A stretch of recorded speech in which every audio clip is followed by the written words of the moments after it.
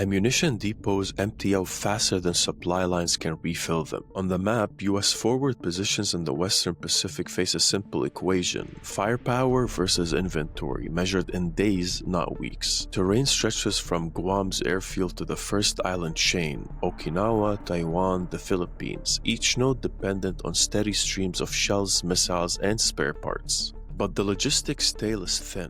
US war reserve stocks designed for short surges now risk a depletion in less than a week of high-intensity combat against a peer adversary, China. So how would that happen, and how would it actually play out? US forces, which are accustomed to decades of counterinsurgency, have built munitions stockpiles sized for limited engagements. In a scenario with China, the rate of fire for key munitions like the Patriot interceptors, Tomahawk cruise missiles, and 155mm artillery rounds skyrockets. In Ukraine, the US has already seen its 155mm shell production strained, with monthly output far beyond what a Pacific conflict would demand. Meanwhile, China's industrial base, with its state-directed capacity and proximity to the theater, can surge production and replenish stocks faster. US arsenals, by contrast, rely on a handful of specialized plants. For example, the US produces about 24,000 artillery shells per month as of early 2023, but a major conflict could require over 100,000 per month. So the gap is not just theoretical, it's a challenging threat. So what does this mean for operational leverage? If US forces run low on interceptors or anti-ship missiles, they lose the ability to deny key maritime and air corridors. Carrier strike groups and forward bases become vulnerable to saturation attacks. Tempo of operations slows, and commanders face hard choices: to conserve ammunition and cede initiative, or expand it and risk running dry. That said, the industrial bottleneck is not just about numbers. It's about time, and how much of it does the US really have? Restarting dormant production lines for complex munitions can take months or years. Even with emergency funding, new facilities and skilled labor cannot appear overnight. The US Army's plan to expand 155mm shell production to 90,000 per month by 2025 illustrates the lag between recognition and remedy. So by any measure, this changes the calculus dramatically. A shortfall in munitions constrains not just tactics, but strategy overall.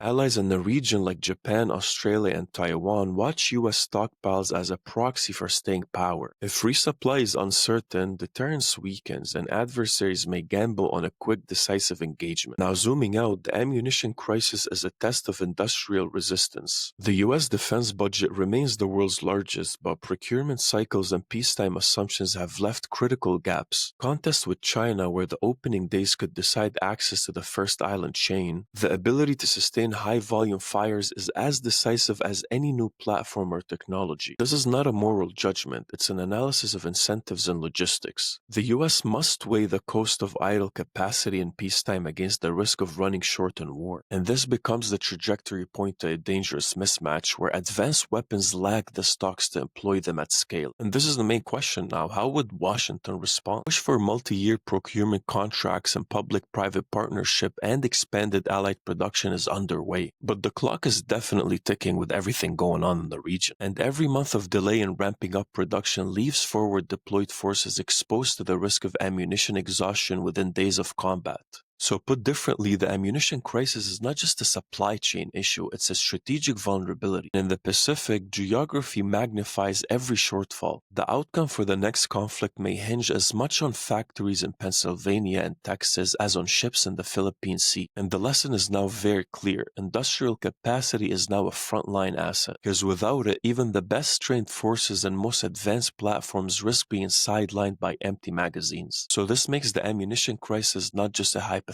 It is a live constraint shaping the balance of power in the US-China rivalry. So if you like this kind of content, make sure you like and subscribe for more.